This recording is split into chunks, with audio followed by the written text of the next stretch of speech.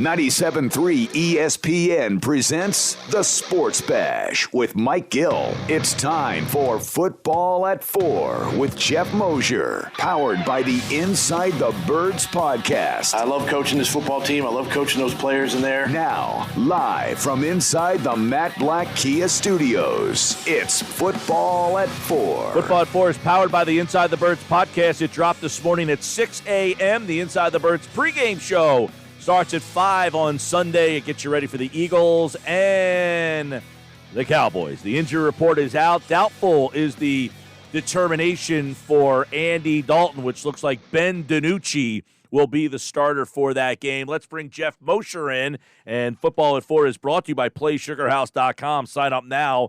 They'll match your first deposit up to $250. And now we know who is in and out, but not all for the Eagles, because there's a lot of wonkiness with the Eagles because they got these 21-day practice windows. But let's start with the report that you put out yesterday, Geoff Mosher, which was Jalen Reagor will play. Now, nobody followed up and asked Doug Peterson today if that is accurate or not, and not that I'm saying you're not accurate, but I was a little surprised that no one actually asked him, is he playing, and what's his role going to be for Sunday? Is he, does he have any limitations? Do we expect to see him 50% of the snaps? So I'll ask you, will he play, and what's his role?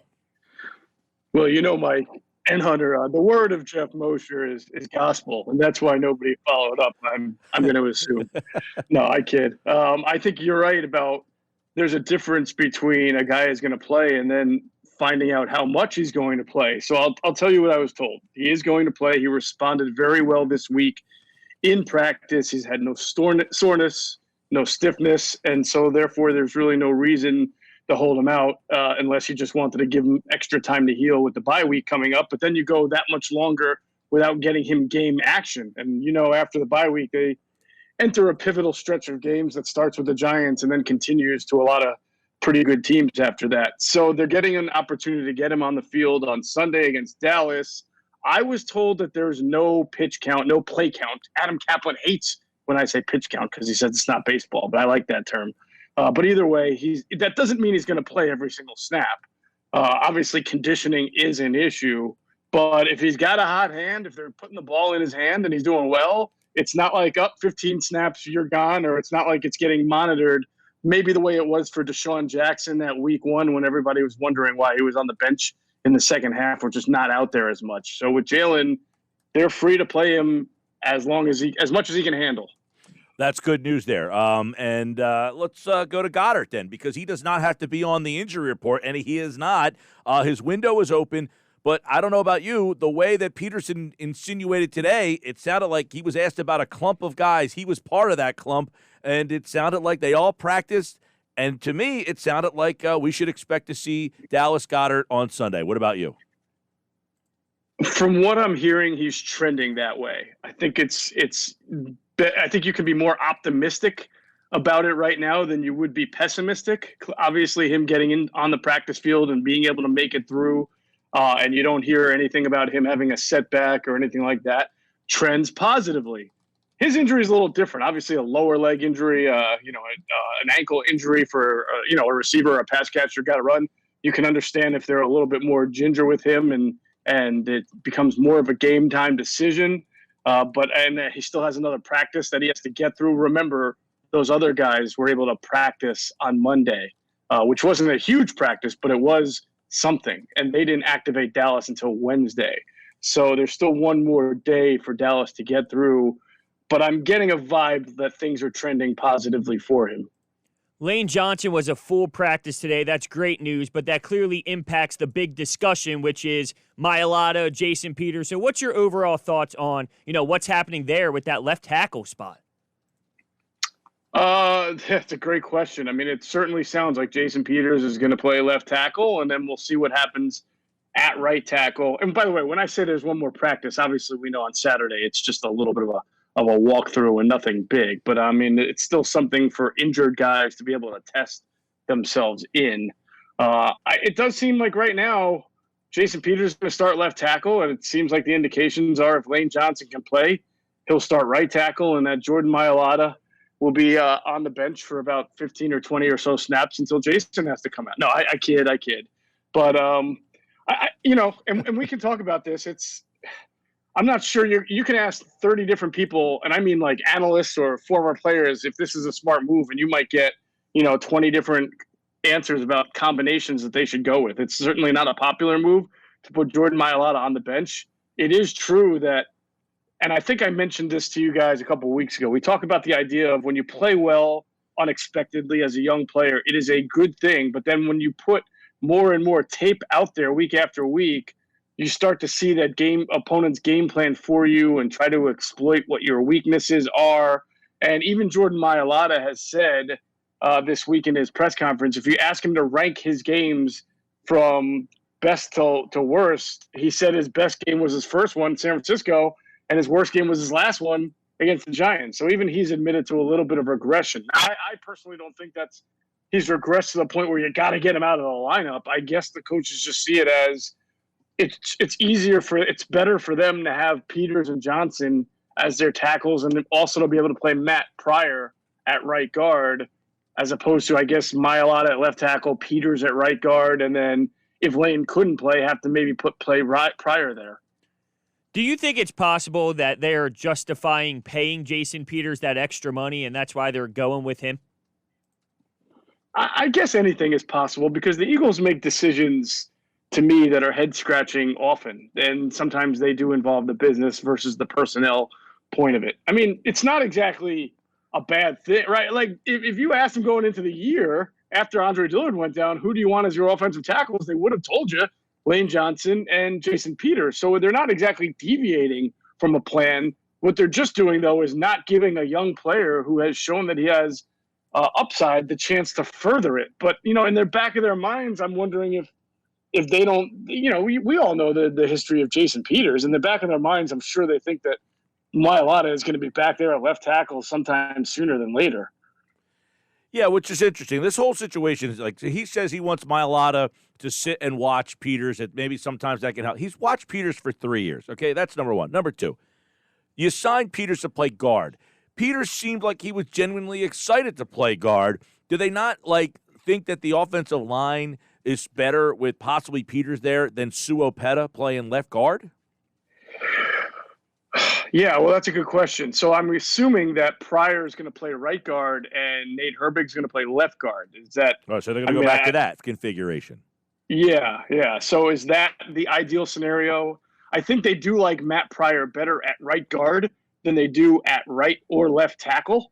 That is where he played last year and showed some semblance of being a decent player against Seattle. Now, of course, Nate Herbig has surpassed him on the depth chart. So it does stand to reason. Would you rather have Nate at right guard, Mailata left tackle? Well, then would you even play Jason Peters at left guard, or would you play Jason Peters at right guard and move Nate? See, what I would like to guard? see, I was interested and intrigued by Peters playing next to Johnson and having these two guys next to each other and being able on short yardage. Hey, we're running behind the two guys that have the most experience and the two guys we trust the most. We need short yardage. We're going behind Peters and Lane Johnson.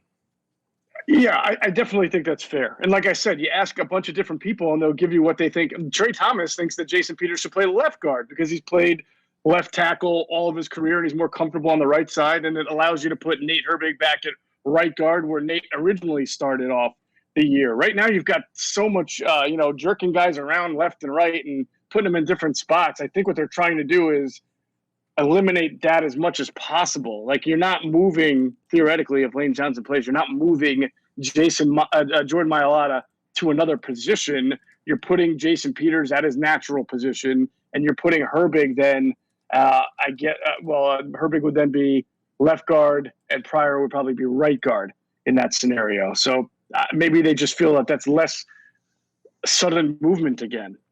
I know it's hard to keep Lane off the field, but I ask this. Should Lane even be playing this week? Can you put Mailata at right tackle and give Lane that extra week of rest plus the bye week to get ready with that ankle and knee for the back half of the season? Yeah, and, anything I say is just from a peripheral point of view. I don't know what he's feeling like, and I'm not a medical expert, but I did criticize them saying, you knew he had this issue. He came back so early from a tightrope surgery, which is not a major surgery, but it's still, a clean out ankle surgery. And then he came back because he toughs it out. It just feels like they've And Doug even said it this week. Doug said, look, we have to trust the medical experts and trust the coaching staff to make the right decision. But at the end of the day, if Lane says he wants to play, then I'm going to let him play. Well, then maybe you're not trusting your own coaching intuition if you're just letting Lane decide on himself, because you've done that for 5 or 6 weeks now. He's been in and out of the game. So I personally think this Cowboys team is so beat up that you can beat them without Lane Johnson, and it would be great to give him this week's rest and next week's rest going in, with the bye week and all, and give him a couple weeks to prepare for the Giants game. But that's clearly not the approach that they've been taking. Well, I will say, having Lane Johnson, he apparently practiced today. It looks like he's going to play right tackle. You mentioned Pryor at right guard, Kelsey at center.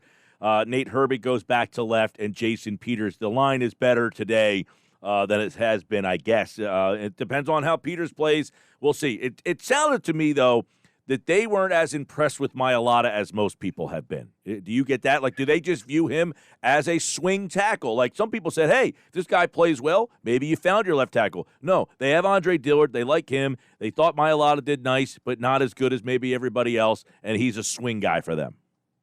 Yeah, that's not what I've got. I don't think that it's a lack of positive impression on Jordan Mailata. I feel like they do like the strides he's made, while also recognizing that he does need to continue to develop and that he's far from a finished product. But at the end of the day, you've got JP, and you've got to put JP in the position that you feel he's best at. And while he practiced at right guard all summer, he didn't really play there during the regular season. And left tackle is the position that you would think he could naturally slide into Sunday night and be able to play. And so that's where I think they're taking the risk versus the reward. The risk is that, you're not getting more development out of Mailata at a time where he's playing well enough for you to continue to want to see his development. But the reward is that you're playing Jason Peters at his natural position against the Cowboys on Sunday night. All right, Geoff Mosher, Football at 4, powered by the Inside the Birds podcast. The Inside the Birds podcast drops every morning. Every Monday, Wednesday, and Friday at 6. And you can get the Inside the Birds pregame show Sunday at 5 o'clock this week for Eagles and the Cowboys. That's with Jeff, Adam Kaplan, Greg Cosell, and Trey Thomas on this week's Inside the Birds pregame show. A lot more to get into here, though. Let's get into Nate Geary. Surprisingly, has been put on the injured reserve list. And I know people probably dancing in their cars right now. Jannard Avery was put on the injured list, too. But Geary with some sort of Achilles issue here, going to miss at least the next 3 games. So what does that linebacking group now look like? Yeah, I'm sure the term addition by subtraction has been used by fans all over the Delaware Valley. Well, it's funny that it's funny you say that too, because Garofalo tweeted that that Schwartz has been defending Geary, and that the perception inside the building, it's like even the national people know that people have been ripping this kid, but they like him on the inside the building more than the fans do. Well, they're going to get a chance to see if maybe they were wrong about how much they like him inside the building, because Singleton's going to play. I think he's been their best linebacker all year long. To me, I think TJ Edwards comes back at the perfect time, as Adam Kaplan reported on our podcast. He could have played last week from a health standpoint, but he was still on IR, and you can't get a guy off before 3 weeks of IR. So he'll play.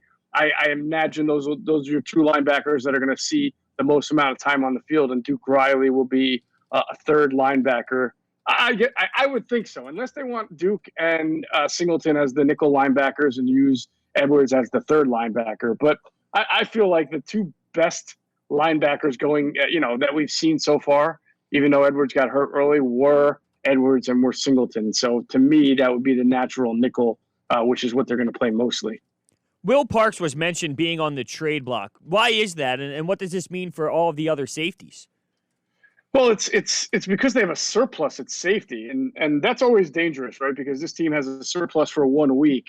Who knows what it's going to look like in 2 weeks? Right now, they seem to have a surplus at wide receiver, but for how long, could you say that, and how long will it last? But they do have McLeod. They do have Mills back at safety for the last week or 2 now, and I like him better, I should say, playing that safety spot. He's been defending tight ends. He did a good job against Mark Andrews against the Ravens.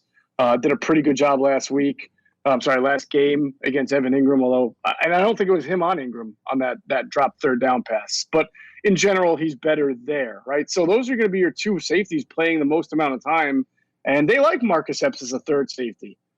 So you have a player like Will Parks who might be a commodity. Teams know what he did last year and that he's been hurt this year and may not be playing as many snaps for the Eagles as he could for another team. So you can understand if the Eagles are, able to make a deal and get a draft pick out of it. I mean, Howie's always looking for that, and this team clearly needs more of them.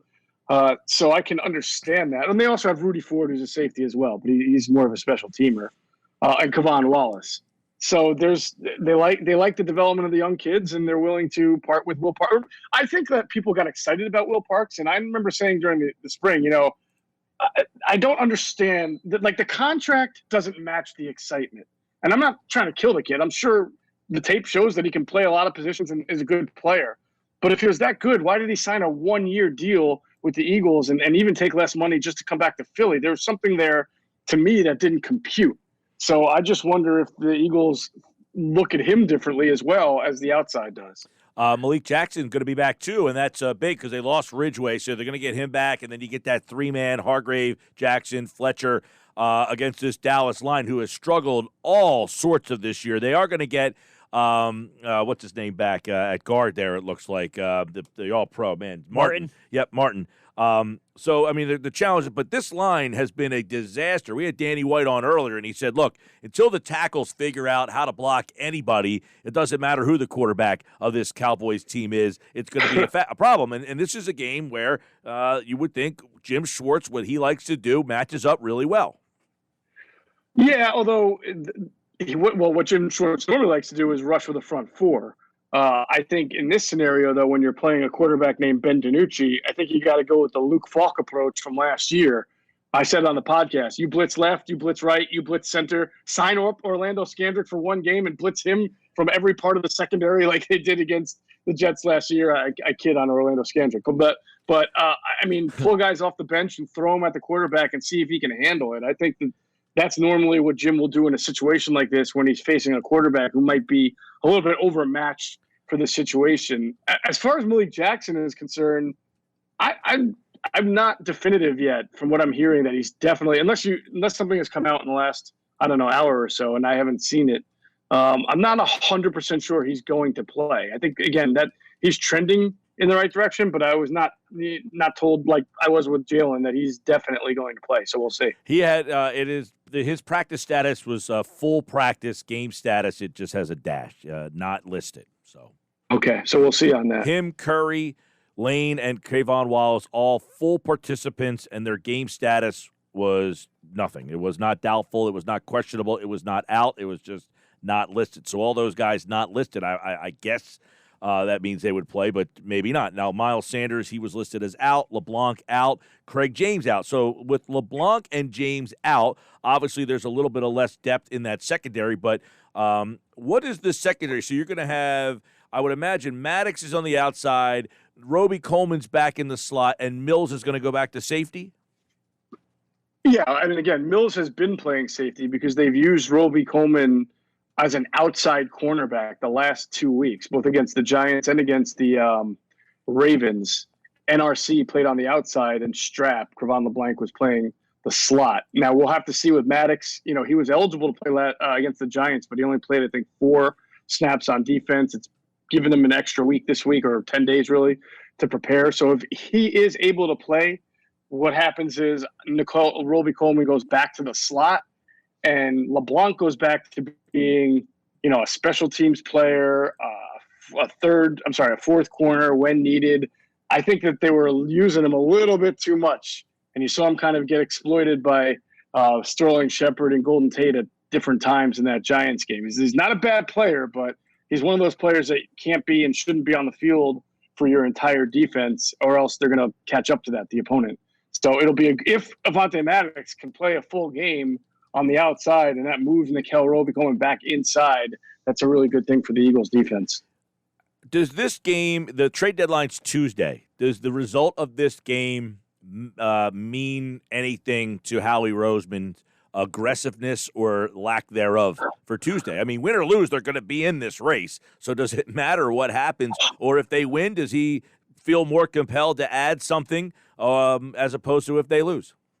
That's a good question. I mean, ordinarily I would say no, because just like you mentioned, they're going to be in it no matter what. But if listen, I don't take teams lightly, and I don't act like the Eagles are, the Kansas City Chiefs, okay, of the last 2 years. But if you can't beat this Dallas team, starting Ben DiNucci with 3 starters on the offensive line out, with Ezekiel Elliott having his worst year of his career, with this defense giving up tied for the most 40-yard plays against them in the NFL, and on track to give up more points than any Dallas Cowboys team in the history of the franchise has ever given up. If you can't beat this team, you got big-time problem. Like, thinking about I know we go back to last year, and they lost to Miami, but Miami was a team, right? I mean, they were bad, but they had their normal quarterback, they had their normal players and everything. They fought hard. This Dallas team, as Adam Kaplan likes to say, has basically gotten to the point of being non-competitive, and that's before they had to start Ben DiNucci.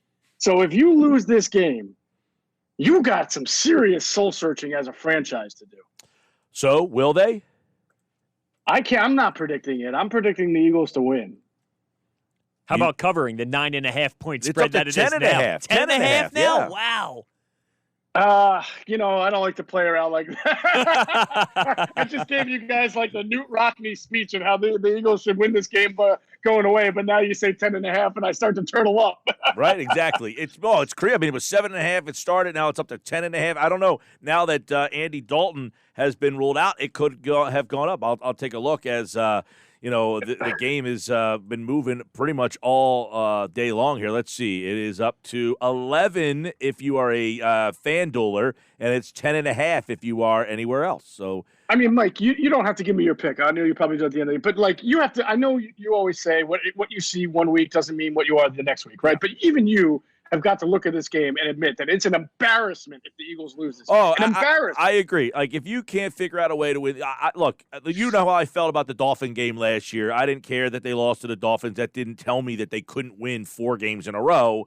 Right. But my retort with this year is the only thing. This is the interesting thing, and I've said this a few times. The NFC East is horrible. Everybody's got bad losing records. But the Eagles' resume, they have the best win in the division. They beat a 49ers team. Now, granted, a banged-up 49ers team, but they beat a competent team, which tells me if on a day they can get up to that level. That was last year. They got up to the level to beat the Packers for one night. That tells me they could do it. If you're just, in this situation, though, if you can't beat this team and take care of them, then I just can't get excited about what your ceiling is. You know what I mean? Like, then you're right. Then if you can't win against this particular Dallas team, and by the way, beat them handily. I think they should beat this team handily. I'm with you, man. I do think the 10-point spread is fair. Yeah. Like last week, okay, a fight with the Giants. I get it. The Giants are scrappy. They're fighting hard. They're kind of on the upswing, even though they're not going to have a good year. They're not a dumpster fire. This Dallas team is dysfunctional dumpster fire right now, and you can't let them hang around. This game will tell us a lot about, just what you're ceiling for. Like, if they win this game, they have the bye, then you have the Giants. If you win that, all of a sudden you're 4-4-1 and you're healthy. Who knows if you can steal 2 out of or 3 out of those 5 games? You could beat Cleveland, maybe get the Packers again, or the Saints, who are not the same team that they've been, and Arizona's in there. And the next thing you know, you might feel way different about this team 5-6 weeks down the line. Amen, brother. Health, man. Health is big. In fact, Adam said it yesterday that many people feel that the 2-4-1 record is a big product of the injuries more so than how bad they actually are. We're about to find out Sunday night right here on 97.3 ESPN. Don't forget, the Inside the Birds podcast drops Mondays, Wednesdays, and Fridays at 6 a.m. to get your Eagles, and every day with the guys here on Football at 4. All right, Jeff, have a good weekend, man. You too, fellas. And Take don't care. forget the Inside the Birds pregame show at 5 o'clock on all your social media platforms, Facebook, Twitter. You can check those guys out. They do a tremendous job getting you ready for the Eagles game.